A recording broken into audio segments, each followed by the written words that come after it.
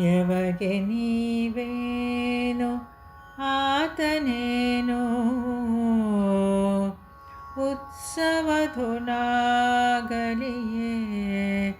ಎನೇ ವಿರಾಟನನು ಅವನಿಪತಿ ಮನ್ನಿಸಿದನು ಇತ್ತನು ನಗುತ ವೀಣೆಯವ ಯವಗೆ ಪರಮಸ್ವಾಮಿಯು ಎಮ್ಮುತ್ಸವದ ನೆಲೆಯೋ ಎಮ್ಮೈವರರಸು ಯಾದವ ಶಿರೋಮಣಿ ಕೃಷ್ಣನು ಕೃಷ್ಣನಭಿಮತವೇ ಎಮ್ಮ ಮತವೆಂದ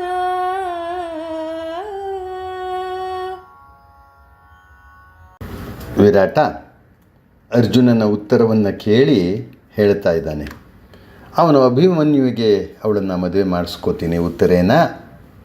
ಅವರು ಶಿಷ್ಯೆ ಮಗಳ ಥರ, ಲೋಕಾಪವಾದ ಬರಬಾರ್ದು ಅಂದರೆ ವ್ಯಾಸಭಾರತದಲ್ಲಿದೆ, ಇಲ್ಲೂ ಅಭಿಪ್ರಾಯ ಅದೇನೆ ಮನಸ್ಸಿನಲ್ಲಿರೋದು. ಅವಳನ್ನು ಅಭಿಮನ್ಯುವಿಗೆ ನೀವು ಒಪ್ಕೊಳ್ಳೋದಾದರೆ, ನೀವು ಇಷ್ಟಪಡೋದಾದರೆ, ನಿಮ್ಮ ಮನಸ್ಸಿರೋದಾದರೆ, ಈ ವಡೆ ಅಂತ ಹೇಳಿಬಿಟ್ಟಿದ್ದಾನೆ, ಕೊಡೋದಾದರೆ ಅನ್ನೋ ಮಾತನ್ನು ಹೇಳಿದ್ದಾನೆ. ಕೊಡಲಿ ಅಂತ ಹೇಳ್ದ. ಆ ಸ್ವಾತಂತ್ರ್ಯವನ್ನು ಬಿಟ್ಟು ಕೊಟ್ಟಿದ್ದಾನೆ ಅರ್ಜುನ, ನೇರವಾಗಿ ಮಾಡಿಕೊಟ್ಬಿಡ್ರಿ ಅಂತಲ್ಲ.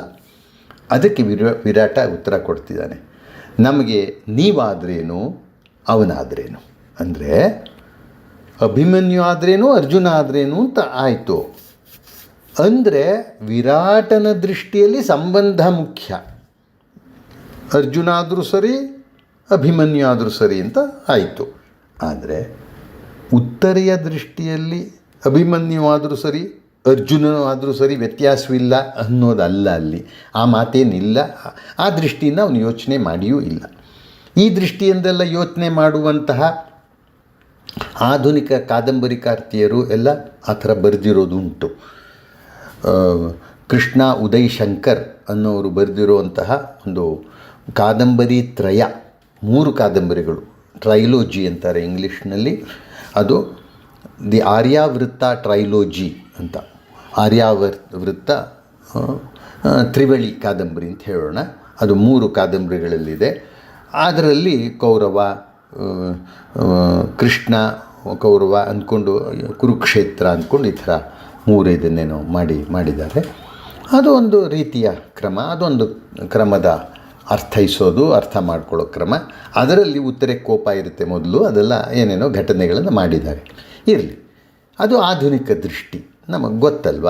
ಈಗ ರಾಮಾಯಣ ದರ್ಶನದಲ್ಲಿ ಕುವೆಂಪು ಸೀತೆ ಮಾತ್ರ ಅಗ್ನಿ ಪ್ರವೇಶ ಮಾಡೋಲ್ಲ, ಅವಳ ಹಿಂದ್ಗಡೆ ರಾಮನೂ ಹೋಗಿ ಅಗ್ನಿ ಪ್ರವೇಶ ಮಾಡಿಬಿಡ್ತಾನೆ. ಹಾಗಾಗಿ ಸೀತೆ ಅಷ್ಟೇ ಅಲ್ಲ, ತನ್ನ ಪರಿಶುದ್ಧಿಯನ್ನು ಲೋಕಕ್ಕೆ ನಿರೂಪಿಸಬೇಕಾದ್ದು ರಾಮನೂ ಕೂಡ ಅನ್ನುವಂತಹ ಭಾವನೆಯನ್ನು ಕುವೆಂಪು ಅಲ್ಲಿ ತೋರಿಸಿದ್ದಾರೆ. ಗಂಡಿಗೊಂದು ಹೆಣ್ಣಿಗೊಂದು ನ್ಯಾಯ ಅಲ್ಲ, ಇಬ್ಬರಿಗೂ ಒಂದೇ ನ್ಯಾಯ ಅನ್ನೋ ಧ್ವನಿಯಲ್ಲಿ ಅವರು ಮಾಡಿದ್ದಾರೆ. ಈ ಥರದೆಲ್ಲ ಆಧುನಿಕವಾದ ಹೊಸ ಹೊಸ ಅರ್ಥೈಸುವ ಕ್ರಮಗಳು ಇವೆ. ಇಲ್ಲಿ ಆವತ್ತಿಂದ ಬರೆದಿದ್ದಾನೆ, ನನಗೆ ನೀನಾದ್ರೇನು ಅವನಾದ್ರೇನು ಅಭಿಮನ್ಯು ಇದ್ರೇನು ಏನು ತೊಂದರೆ ಇಲ್ಲ, ವ್ಯತ್ಯಾಸವಿಲ್ಲ, ಒಪ್ಕೊಂಡ. ಆಯಿತು, ಅವನು ಆಯಿತು ಅಂತಂದ. ಅಂದಮೇಲೆ ಇವರಿಗೆ ಧರ್ಮರಾಜ ದೊಡ್ಡವನು, ಸಹಜವೂ ಹೌದು, ಜ್ಯೇಷ್ಠೋ ಭ್ರಾತ ಪಿತು ಸಮಾನ ಅಂತ. ಅವನು ತಂದೆಗೆ ಸಮಾನ, ದೊಡ್ಡ ಅಣ್ಣ. ಅದಕ್ಕೋಸ್ಕರ ಧರ್ಮರಾಜನ ಕೇಳಿದ, ಧರ್ಮರಾಜ ಒಪ್ಕೊಂಡ. ಆಯಿತು ಅಂತ. ಅಷ್ಟೇ ಅಲ್ಲ, ವೀಳ್ಯ ಬೇರೆ ಕೊಟ್ಬಿಟ್ನಂತೆ, ಆಯಿತು ಅಂತ ಅಂದ್ಬಿಟ್ಟು ಹಂಗೆ ಹೇಳ್ದ, ಮನ್ನಿಸ್ದ, ಗೌರವ ತೋರಿಸ್ದ, ಎಲ್ಲ ಮಾಡಿಬಿಟ್ಟು ಒಂದು ಮಾತನ್ನು ಹೇಳ್ತಾನೆ. ನಮ್ಮಲ್ಲಿ ಕಂಡೀಷನ್ಸ್ ಅಪ್ಲೈ ಅಂತ ಈಗೆಲ್ಲ ಬರ್ತಿರುತ್ತೆ. ಒಂದು ಹೇಳ್ತಾನೆ, ಇದು ನಾವು ಒಪ್ಪಿದ್ದಾಯಿತು, ಆದರೆ ನಮಗೆ ಕೃಷ್ಣ ಒಪ್ಪಬೇಕು. ನಮ್ಮ ಶ್ರೀಕೃಷ್ಣ ಒಪ್ಪಿಬಿಟ್ರೆ ಎಲ್ಲರೂ ಒಪ್ಪದ ಹಾಗೆ. ಯಾದವ ಶಿರೋಮಣಿ ಅಂತನವನು, ಯಾದವ ಶಿರೋಮಣಿ, ಯಾದವರ ಶ್ರೇಷ್ಠ ಅವನು. ಅಲ್ಲಿ ಯಾದವರಲ್ಲಿ ಕೃಷ್ಣ ಯುವರಾಜನೂ ಅಲ್ಲ, ಅಪ್ಪ ಇದ್ದಾನೆ ರಾಜನಾಗಿ, ಯುವರಾಜನಾಗಿ ಅಣ್ಣ ಇದ್ದಾನೆ. ಕೃಷ್ಣ ಏನು ಅವನು ಯುವರಾಜನೂ ಅಲ್ಲ, ಮುಂದೆ ರಾಜ ಆಗೋವನು ಅಲ್ಲ. ಇರಲಿ, ಆದರೂ ಅವನೇ ಶಿರೋಮಣಿ, ಯಾದವ ಶಿರೋಮಣಿ. ಅವನು ಎಮ್ಮೈವರ ಹಸು ಅಂತಾನೆ. ಹಸು ಅಂದರೆ ಪ್ರಾಣ. ನಮ್ಮ 5 ಜನರ, ನಮ್ಮ ಪಾಂಡವರು, ಪಂಚಪಾಂಡವರ ಪ್ರಾಣ ಇದ್ದಂಗೆ ಇವರಿಗೂ ಅವನು ಪ್ರಾಣ. ಅವನಂತೂ ಹೇಳ್ಕೊಂಡೇ ಇರ್ತಾನೆ, ನಮ್ಮ ಪ್ರಾಣಾಹ ಹಿ ಪಾಂಡವಾಹ ಅಂತ, ಪಾಂಡವರೇ ನನ್ನ ಪ್ರಾಣ ಅಂತ ಹೇಳ್ತಿರೋನು. ಅದಕ್ಕೋಸ್ಕರ ಹೇಳಿಬಿಟ್ಟು ನಮ್ಮ ಕೃಷ್ಣನನ್ನು ನಾವು ಕೇಳಬೇಕು, ಅವನು ಒಪ್ಪಬೇಕಾಗತ್ತೆ ಅಂತ. ಅದು ಅಂದಿನ ರೀತಿ. ಹೆಣ್ಣನ್ನು ಕೇಳೋ ಪ್ರಶ್ನೆ ಏನು ಬಂದಿಲ್ಲ ಇಲ್ಲಿ. ಉತ್ತರ ಆಗ್ತೀಯೇ ನಮ್ಮದು ಅಭಿಮನ್ಯುನ ಅಂತ ಕೇಳಿಲ್ಲ, ಇರಲಿ. ಆದರೆ ಇವನು ಕೃಷ್ಣನನ್ನು ಕೇಳ್ತೀನಿ ಅಂದಾಗ ವಿರಾಟ್ನಿಗದು ಬೇಜಾರಲ್ಲ, ಸಂತೋಷ. ಯಾಕೆಂದರೆ ಅವನು ದೈವ ಭಕ್ತ, ಅವನು ಕೃಷ್ಣ ಭಕ್ತ, ಅವನಿಗೂ ಇಷ್ಟ. ಅಯ್ಯೋ ಕೃಷ್ಣನ ಕೇಳಬೇಕು ಅಂತಂದರೆ ಅಂತ ಅವನಿಗೆ ಸಂತೋಷ. ಇದೇ ಮಾತನ್ನು ಧರ್ಮರಾಜ ಮುಂದುವರಿಸಿ ಹೇಳ್ತಿದ್ದಾನೆ. ನಾವು ಬರೀ ರಾಜ್ಯಕ್ಕೆ ರಾಜರು, ನಮ್ಮೆಲ್ಲದಕ್ಕೂ ರಾಜರು ಅವರು, ನಮಗೆ ರಾಜರು ಅವರು, ಅವ್ರನ್ನ ಕೇಳಬೇಕು, ರಾಜ್ಯಕ್ಕೆ ರಾಜರು ನಾವು ಅಷ್ಟೇ ಅಂತ ಧರ್ಮರಾಜ ಕೃಷ್ಣನ ಬಗ್ಗೆ ತನಗಿರುವ ಆ ಪ್ರೀತಿಯನ್ನು ಮತ್ತು ಆ ವಿಶ್ವಾಸವನ್ನು, ಅವನ ಬಗ್ಗೆ ಇರುವ ಗೌರವವನ್ನು, ನಂಬಿಕೆಯನ್ನು ಹೇಳ್ತಾ ಇದ್ದಾನೆ. ಪೊಡವಿಯೊಡೆತನ ನಮಗೆ, ಪೊಡವಿಯೊಡೆತನವೆಮಗೆ ಎಮಗೆ ಕಟ್ಟೊಡೆಯ ಕೃಷ್ಣನು, ಕೃಷ್ಣನೊಡಪಟ್ಟೊಡೆ ವಿವಾಹ ನಿರಂತರಾಯವು, ಚಿಂತೆ ಬೇಡನಲು ಒಡಬಡಲಿ ಮೇಣಿರಲಿ, ಗುರು ನಿಮ್ಮಡಿ ಮುರಾರಿಯ ತೋರಿಸುವಿರಾದೊಡೆ, ಕೃತಾರ್ಥನು ತಾನು ಎನ್ನುತ್ತ ಹಿಕ್ಕಿದನು ಮತ್ಸ್ಯನೃಪ. ಇಲ್ಲಿ ಧರ್ಮರಾಜ ತುಂಬ ಸ್ವಾರಸ್ಯವಾಗಿ ಹೇಳ್ತಾನೆ. ಅದರ ಮೂಲಕ 2 ಅಂಶವನ್ನು ಹೇಳುತ್ತಿದ್ದಾನೆ. ಒಂದು, ಕೃಷ್ಣನ ಬಗ್ಗೆ ತಮಗೆಲ್ಲ ಇರುವಂತಹ ಭಕ್ತಿ, ವಿಶ್ವಾಸ, ಗೌರವ, ಶರಣಾಗತ ಭಾವ. ಶರಣು ಅವರಿಗೆ, ಅವನು ಹೇಳಬೇಕೆಲ್ಲನು. ಇನ್ನೊಂದು ಅದರಲ್ಲಿ ಅಂಶ ಇರೋದು, ಧರ್ಮರಾಜನಿಗೆ ಈ ಅರಿವು ಇದೆ. ಏನೇ ರಾಜ್ಯ, ಏನೇ ಇದ್ರೂ ಅದು ತಾತ್ಕಾಲಿಕವಾದದ್ದು, ವಿಷಯದ್ದು, ವೈಷಯಿಕವಾದದ್ದು, ಅದು ಆಧ್ಯಾತ್ಮಿಕವಾದಲ್ಲ. ಆಧ್ಯಾತ್ಮಿಕ ಐಶ್ವರ್ಯ ಬೇರೆ, ಭೌತಿಕ ಐಶ್ವರ್ಯ ಬೇರೆ. ಅವನಿಗೆ ಆ ಆಧ್ಯಾತ್ಮಿಕ ಐಶ್ವರ್ಯ ದೊಡ್ಡದು. ಆ ಭಾವನೆಯೂ ಅವನು ಹೇಳ್ತಿದ್ದಾನೆ. ಅದಕ್ಕೆ ಹೇಳ್ತಾನೆ, ಪೊಡವಿಯೊಡೆತನ ನಮಗೆ ಈ ರಾಜ್ಯದ ಒಡೆತನ ಅಷ್ಟೇ. ರಾಜ್ಯವಾಳುವ ಅರಸರು, ಆ ರಾಜ್ಯ ಇವತ್ತಿರುತ್ತೆ ಹೋಗುತ್ತೆ ನಾಳೆ. ಯಾಕೆ? ಅವರೇ ಉದಾಹರಣೆ ಇದ್ದಾರಲ್ಲ, ಸ್ವತಃ ಧರ್ಮರಾಜ, ಇತರ ಪಾಂಡವರೇ ಉದಾಹರಣೆ ಇದ್ದಾರಲ್ಲ. ಮುಂಚೆ ಬಂದರು, ರಾಜ್ಯ ಏನು ಹೋದರು, ಅಲ್ಲೆಲ್ಲೋ ಕಾಡ್ಗಾಡಿಗೆ ಹೋದರು, ಅಂತೂ ದ್ರೌಪದಿ ಜೊತೆ ಮದುವೆಯಾಗಿ ಎಲ್ಲ ಆಗಿ ಒಂದಿಷ್ಟು ರಾಜ್ಯ ಅಂತ ಸಿಕ್ತು. ಅದನ್ನು ಬೆಳೆಸ್ಕೊಂಡು ಚೆನ್ನಾಗಿ ಮಾಡಿಕೊಂಡು ಇಂದ್ರಪ್ರಸ್ಥ ಎಲ್ಲ ಮಾಡಿಕೊಂಡ್ರು, ಜೂಜಲ್ಲಿ ಕಳ್ಕೊಂಡ್ರು, ಮತ್ತು ಕಾಡಲ್ಲಿ ಇದ್ದಿದ್ದಾಯಿತು. ಈ ಕಾಡಿಂದ ವಾಪಸ್ ಬರ್ತೇವೆ, ಈಗ ರಾಜ್ಯ ಬರುತ್ತೆ ಅಂತ. ಧರ್ಮರಾಜನಿಗಿಂತ ತೀವ್ರವಾಗಿ ಅದನ್ನು ಅನುಭವಿಸಿರೋರು ಯಾರು? ರಾಜ್ಯ ಇರುತ್ತೆ, ರಾಜ್ಯ ಇರಲ್ಲ ಅನ್ನೋದು.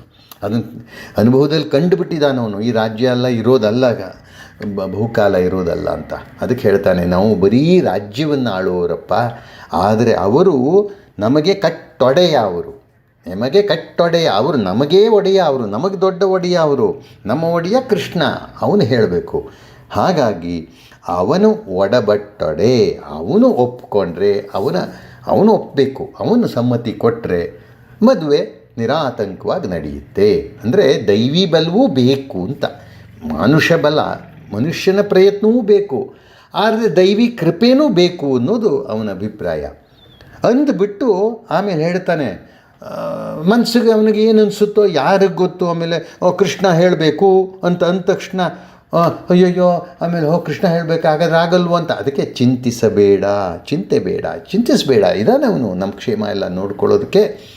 ಈಗ ರಾಜ್ಯದ ಒಡೆತನ ಏನಿದೆ ಅವನ ಕೃಪೆಯಿಂದಲೇ ನಮಗೆ ಸಿಗಬೇಕು. ನಾವು ಕಳ್ಕೊಂಡಿದ್ದೀವಿ ರಾಜ್ಯವನ್ನು, ಅದು ವಾಪಸ್ ನಮಗೆ ಈಗ ಸಿಗಬೇಕು ಅಂದರೆ ಅವನಿಂದಾನೇ ಸಾಧ್ಯ, ಅವನ ಕೃಪೆಯಿಂದಾನೇ. ಹಾಗಾಗಿ ಈ ಮದುವೆ ವಿಷಯದಲ್ಲೂ ಅವನ ಕೃಪೆಯೇ ಮುಖ್ಯ, ಅವನು ಹೇಳಬೇಕು ಅಂತ. ಧರ್ಮರಾಜನಿಗೆ ಆ ಸಾಕ್ಷಾತ್ಕಾರ ಇದೆ, ಮನಸ್ಸಿನಲ್ಲಿ, ಹೃದಯದಲ್ಲಿದೆ ಅವನಿಗೆ. ಈ ರಾಜ್ಯ ಗೀಜ್ಯ ಎಲ್ಲನೂ ಭೌತಿಕ ಐಶ್ವರ್ಯ. ಇದು ತಾವು ತಗೊಂಡಿರೋದು, ತಾವು ಪಡೆದಿರೋದು ತಾತ್ಕಾಲಿಕವಾದಂತಹ ಐಶ್ವರ್ಯ. ಆದರೆ ಕೃಷ್ಣ ಕೃಪೆಯಿಂದ ಸಿಗೋದು ಆಧ್ಯಾತ್ಮಿಕ ಐಶ್ವರ್ಯ, ಅದು ಶಾಶ್ವತ ಅಂತ.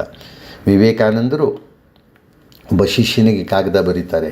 ಅವನು ಬರೆದಿರ್ತಾನೆ, ಹುಟ್ಟಿದ ಹಬ್ಬದ ದಿವಸ ನಾವು ಸಿಹಿ ತಿಂಡಿ ಹಂಚಿದ್ವಿ ಅಂತ ಬರೆದಿರ್ತಾರೆ. ವಿವೇಕಾನಂದರು ಹುಟ್ಟಿದ ಹಬ್ಬದ ದಿವಸ ಹಂಚಿದ್ವಿ, ಸರಿಯೇ. ಅದಕ್ಕೆ ವಿವೇಕಾನಂದರು ಬರೀತಾರೆ, ನನ್ನ ಹುಟ್ಟಿದ ಹಬ್ಬದ ದಿನ ಸಿಹಿಯನ್ನು ಹಂಚಿದೆ ಎಂದು ಹೇಳಿದೆ, ಆದರೆ ಆಧ್ಯಾತ್ಮಿಕ ಸಿಹಿ ಏನನ್ನು ಹಂಚಿದೆ ಹೇಳಲಿಲ್ಲವಲ್ಲ, ಬರೆಯಲಿಲ್ಲವಲ್ಲ ಅಂತ ಕೇಳ್ತಾರೆ. ಅಂದರೆ ಆ ಸಿಹಿ ಅಂಗಡಿಯಿಂದ ತಂದು ಕೊಡೋ ಸಿಹಿ ಅಥವಾ ಕೊಡೋ ಸಿಹಿ ಇರುತ್ತೆ ಅಷ್ಟೇ, ಒಂದು ದಿನ ಇರುತ್ತೆ, ಮುಂದಿನ ದಿವಸ ಅಥವಾ ಆ ಕ್ಷಣ ಬಾಯಲ್ಲಿ ಸಿಹಿ ಆಗುತ್ತೆ, ಆಮೇಲೆ ಹೋಯ್ತದು. ಆದರೆ ಆಧ್ಯಾತ್ಮಿಕ ಸಿಹಿ ಯಾವಾಗಲೂ ಇರುವಂಥದ್ದು. ವಿವೇಕಾನಂದರೇ ಹೇಳ್ತಾರೆ, ನೀವು ಸೇವೆ ಮಾಡೋದು ಅಂತಂದರೆ ಒಂದು ಭೌತಿಕವಾದದ್ದು, ಅನ್ನ ಇನ್ನೊಂದು ಕೊಡೋದು, ಮನೆಗಿನೇ ಏನೋ ಅಥವಾ ಬಟ್ಟೆ ಕೊಡೋದು ಎಲ್ಲ ಸರಿಯೇ, ಆದರೆ ತುಂಬ ದಿನ ಇರೋದಿಲ್ಲ. ಬಟ್ಟೆ ಹಾಕ್ಕೊಂಡ್ರೆ ಒಂದು ವರ್ಷಕ್ಕೆ ಹರಿಯುತ್ತೆ, ಊಟ ಮಾಡಿದರೆ ಒಂದು 4 ಗಂಟೆಗೆ ಕರಗುತ್ತೆ, ಮತ್ತೆ ಬೇಕು. ಇದು ಭೌತಿಕವಾದದ್ದು. ಅದಾದ ಬೌದ್ಧಿಕವಾದದ್ದು ಅಂದರೆ ವಿದ್ಯೆ. ಇಂಗ್ಲೀಷ್ನಲ್ಲಿ ಹೇಳೋ ಹಾಗೆ ಮೀನು ಕೊಡಬೇಡಿ, ಮೀನು ಹಿಡಿಯೋದನ್ನು ಹೇಳ್ಕೊಡಿ ಅಂತ ಹೇಳೋದಂಗೆ ವಿದ್ಯೆ, ಅದು ಕೌಶಲ. ಅದು ವಿದ್ಯೆ ಅನ್ನೋದು ಬುದ್ಧಿಗೆ ಬರುವಂಥದ್ದು, ಅದು ಉನ್ನತವಾದದ್ದು, ಭೌತಿಕಕ್ಕಿಂತ ಉನ್ನತವಾದದ್ದು. ಆದರೆ ಇದೆಲ್ಲದಕ್ಕಿಂತಲೂ ಶಾಶ್ವತವಾದದ್ದು ಅವ್ರು ಹೇಳ್ತಾರೆ ಸ್ಪಿರಿಚುವಲ್ ಸರ್ವಿಸ್, ಆಧ್ಯಾತ್ಮಿಕ ಸೇವೆ. ಇವನಿಗೆ ಆ ಕಲ್ಪನೆ ಇದೆ, ಧರ್ಮರಾಜನಿಗೆ. ಬರೀ ಕೃಷ್ಣ ನಮಗೆ ಶರಣು ಅಷ್ಟೇ ಅಲ್ಲ, ಅವನಿಗೆ ಆ ಆಧ್ಯಾತ್ಮಿಕ ಅರಿವು ಸಾಕ್ಷಾತ್ಕಾರ ಇರೋದನ್ನ ಅವನು ಹೇಳ್ತಿದ್ದಾನೆ. ಸಜ್ಜನರಾಯರು ಅಂತ, ಧರ್ಮಪ್ರಕಾಶ ಸಜ್ಜನರಾಯರು ಅಂತ ಅವರು ದೇವಸ್ಥಾನವನ್ನು ಕಟ್ಟೋಕ್ಕೆ ಭಾಳ ಪ್ರಯತ್ನ ಪಟ್ಟಿದ್ದರು. ಅವರ ನಂಬಿಕೆ ಅದು. ಎಲ್ಲರನ್ನೂ ಹಣ ಸಂಗ್ರಹ ಮಾಡಿ ಮಾಡಿ ಮಾಡಿ ದೇವಸ್ಥಾನವನ್ನು ಕಟ್ಟೋಕೆ ಬಂದರು. ಒಂದು ಸಲ ಅವ್ರಿಗೇನೋ ಆತಂಕ ಆಗಿಬಿಡುತ್ತೆ ಮನಸ್ಸಿಗೆ. ಮಧ್ಯಾಹ್ನ ಉರಿ ಬಿಸಿಲಿನಲ್ಲಿ ಡಿ ವಿ ಗುಂಡಪ್ಪನವರ ಮನೆಗೆ ಬಂದು ಹೇಳ್ತಾರೆ, ಏನು ಸ್ವಾಮಿ ಈ ಬಿಸಿಲಲ್ಲಿ ಬಂದಿದ್ದೀರಲ್ಲ? ಅಂದರೆ ಇಲ್ಲ ಸ್ವಾಮಿ, ನನಗೆ ಬಹಳ ಯೋಚನೆ ಆಗಿಬಿಟ್ಟಿದೆ. ಏನು ಈ ಧರ್ಮ ಉಳಿಯುತ್ತೆ, ನನಗೆ ಯೋಚನೆ ಬಂದುಬಿಟ್ಟಿದೆ. ಇದೇನಿದು ಅಂತಾರೆ ಡಿ ವಿ ಜಿ. ಈಗ ಧರ್ಮ ಉಳಿಯುತ್ತೆ ಅಂತಂದರೆ ಇದೇ ಅನುಮಾನ ನಿಮಗೆ 1 ವರ್ಷದ ಹಿಂದೆ ಬಂದಿದ್ದರೆ ಒಂದಿಷ್ಟು ಲಕ್ಷ ದುಡ್ಡು ಉಳಿಸ್ಬೋದಿತ್ತಲ್ಲ ಸ್ವಾಮಿ ಅಂತ. ಅದು ಹೇಗೆ ಅಂತ ಅವ್ರು ಕೇಳ್ತಾರೆ. ಏನಿಲ್ಲ, ಈ ದೇವಸ್ಥಾನ 1 ವರ್ಷ ಹಿಂದೆ ಕಟ್ಟಿಸಿದ್ರಿ ನೀವು, ಒಂದು ಎಷ್ಟೋ ಆಗಿನ ಕಾಲದಲ್ಲಿ ಒಂದಿಷ್ಟು ಸಾವಿರವೋ ಒಂದು ಲಕ್ಷವೋ ಎಷ್ಟೋ ಎಲ್ಲರಿಂದ ದುಡ್ಡನ್ನು ಸಂಗ್ರಹ ಮಾಡಿ ಕಟ್ಟಿಸಿದ್ರಿ. 1 ವರ್ಷದಿಂದ ಅನುಮಾನ ಬಂದಿದ್ದರೆ ಕಟ್ಟಿದ್ದೇ ಇರ್ಬೋದಿತ್ತಲ್ಲ, 1 ಲಕ್ಷ ಉಳಿತಿತ್ತಲ್ಲ ಅಂತ. ಅವ್ರಿಗೆ ಪಾಪ ಮನಸ್ಸಿಗೆ ಆತಂಕ ಆಗಿಬಿಟ್ಟಿದೆ. ತಮಾಷೆ ಮಾಡಬೇಡಿ ಸ್ವಾಮಿ, ನನಗೆ ಭಾಳ ಯೋಚನೆ ಬಂದುಬಿಟ್ಟಿದೆ. ನಮ್ಮ ಈ ಧರ್ಮ ಉಳಿಯುತ್ತೆ ಅನ್ನೋದು ಇರುತ್ತೆ, ಜನಕ್ಕೆ ನಂಬಿಕೆ ಇರುತ್ತೆ. ಯಾಕೆಂದರೆ ತುಂಬ ಜನ ಹೇಳ್ತಿದ್ದಾರೆ, ಯಾಕ್ರಿ ದೇವಸ್ಥಾನಕ್ಕೆ ಖರ್ಚು ಮಾಡಿಬಿಟ್ರಿ, ಅದ್ರ ಬದಲು ವಿದ್ಯಾರ್ಥಿ ನಿಲಯ ಕಟ್ಟಿಸ್ಬೋದಿತ್ತಲ್ಲ, ಅನಾಥಾಲಯ ಕಟ್ಟಿಸ್ಬೋದಿತ್ತಲ್ಲ, ಸ್ಕೂಲ್ ಕಟ್ಟಿಸ್ಬೋದು, ಏನೋ ಒಂದು ಅಂತಿರ್ತಾರೆ ಅವರು. ಹಾಗಾಗಿ ನಂಗೆ ಅನುಮಾನ ಬಂತು ಅಂತ. ಅದಕ್ಕೆ ಡಿ ವಿ ಜಿ ಹೇಳ್ತಾರೆ, ವಿದ್ಯಾರ್ಥಿ ನಿಲಯ ಬೇಕು, ಅನಾಥಾಲಯ ಬೇಕು, ಶಾಲೆ ಕಾಲೇಜು ಅದೂ ಬೇಕು, ಆಸ್ಪತ್ರೆ ಅದೂ ಬೇಕು, ಇವೆಲ್ಲ ಬೇಕು, ಯಾರೂ ಬೇಡ ಅನ್ನೋಲ್ಲ, ಇದೆಲ್ಲ ಬೇಕಪ್ಪ. ಆದರೆ ಇದೆಲ್ಲದಕ್ಕಿಂತ ನಮ್ಮ ಹೃದಯಕ್ಕೆ, ನಮ್ಮ ಮನಸ್ಸಿಗೆ ಶಕ್ತಿಯನ್ನು ಕೊಡುವಂಥದ್ದು, ಧೈರ್ಯವನ್ನು ಕೊಡುವಂಥದ್ದು ಭಗವಂತ ಅನ್ನುವಂತಹ ವಸ್ತು. ಆ ಭಗವಂತ ಇದೆಲ್ಲಕ್ಕಿಂತ ದೊಡ್ಡದಲ್ವೇ ಅದು ಬೇಕು. ಇದನ್ನು ಮಾಡೋಣ, ಜನರಿಗೆ ಸಹಾಯ ಆಗುವಂಥದ್ದು, ಸಮಾಜಕ್ಕೆ ಸಹಾಯ ಆಗುವಂಥದ್ದು. ಆದರೆ ಭಗವಂತ ಅನ್ನೋದು ಇವನ್ನೆಲ್ಲ ಮೀರಿದ ವಸ್ತು. ಅದು ನಮ್ಮ ಮನಸ್ಸಿಗೆ ಧೈರ್ಯವನ್ನು ಕೊಡುವಂಥದ್ದು, ಅದು ಸ್ಥೈರ್ಯವನ್ನು ಕೊಡುವಂಥದ್ದು. ಅದು ಬೇಕು ಸ್ವಾಮಿ, ಯೋಚನೆ ಮಾಡಬೇಡಿ ಅಂದರು ಅಂತ. ದೇವರನ್ನು ನಂಬ್ತಾರೋ ಬಿಡ್ತಾರೋ, ಆಸ್ತಿಕರೋ ನಾಸ್ತಿಕರೋ, ಇದು ಅವರವರ ಅಭಿಪ್ರಾಯಕ್ಕೆ ಬಿಟ್ಟಿದ್ದು. ಇಲ್ಲಿ ಒಟ್ಟು ಅಭಿಪ್ರಾಯ ಅಂದರೆ ಆ ಆಧ್ಯಾತ್ಮಿಕವಾದ ಶಕ್ತಿ ಮನುಷ್ಯನಿಗೆ ಬೇಕು ಅನ್ನೋದು.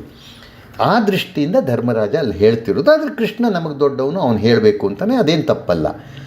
ಇಲ್ಲಿ ವಿರಾಟನಿಗೆ ಏನಾಗುತ್ತೆ, 2 ಥರ ಬಂತು.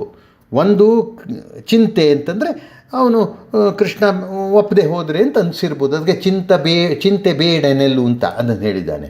ಒಪ್ಪೋದು ಬಿಡು, ಅದು ಒಂದು ಅಂಶ, ಕಥೆಯ ಅಂಶ.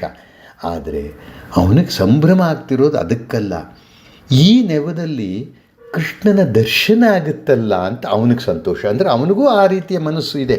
ಅದಕ್ಕೋಸ್ಕರವಾಗಿ ಅವನು ಅಯ್ಯೋ ಇವರು ಕೃಷ್ಣನ ಹೇಳಿ ಕಳಿಸಿದರೆ, ಕೃಷ್ಣ ಬಂದರೆ ಮದುವೆಗೆ ಎಲ್ಲ, ಹಾಗಾದರೆ ಅವನು ಹೇಳ್ತಾರೆ, ಅಯ್ಯೋ ಕೃಷ್ಣನ ಮುರಾರಿಯ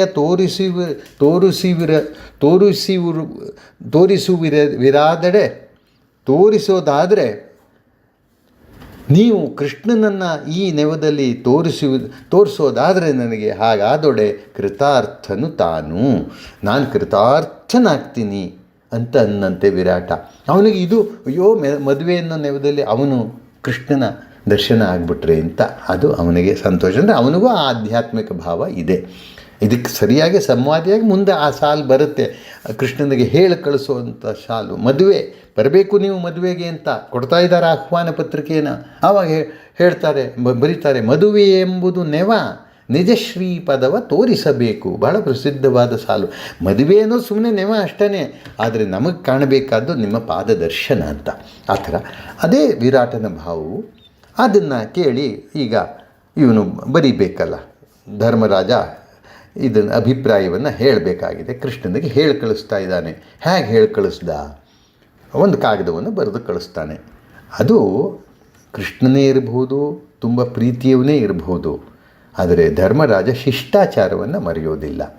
ಹೇಗೆ ಕಳಿಸ್ದ ಅಂತಂದರೆ ಆ ಉಡುಗೊರೆ ಗಿಡುಗರೆ ಎಲ್ಲ ಕೊಟ್ಟು, ಅಂದರೆ ಇರ್ಬೋದು, ನಾವು ದೇವರು ಸರ್ವಶಕ್ತ, ದೇವರ ಹತ್ರ ಎಲ್ಲ ಇದೆ, ಎಲ್ಲ ದೇವರಿಗೆ ಸೇರಿದ್ದು ಅಂದ್ರೂ ತೆಂಗಿನಕಾಯಿ ತೊಗೊಂಡು ಹೋಗ್ತೀವಿ ದೇವಸ್ಥಾನಕ್ಕೆ. ಏನು ದೇವರಿಗೆ ತೆಂಗಿನಕಾಯಿ ಕೊರತೆ ಅಂತಲೇ ಅರ್ಥ? ಅದಲ್ಲ. ನಾವು ನಮ್ಮ ಪ್ರೀತಿಯನ್ನು ತೋರಿಸೋದಕ್ಕೆ ಅದು ನಮ್ಮ ಪ್ರೀತಿಯ ಚಿಹ್ನೆ, ಅದು ಬೇಕು, ಸೂಚನೆ ಅದು. ಹಾಗೆ ಆ ರೀತಿಯಾಗಿ ಅವನು ಚೆನ್ನಾಗಿ ಉಡುಗೊರೆಗಳನ್ನು ಮಾಡಿ ಪರಿಪರಿಯ ಪಾವುಡ ಕಟ್ಟಿಸಿ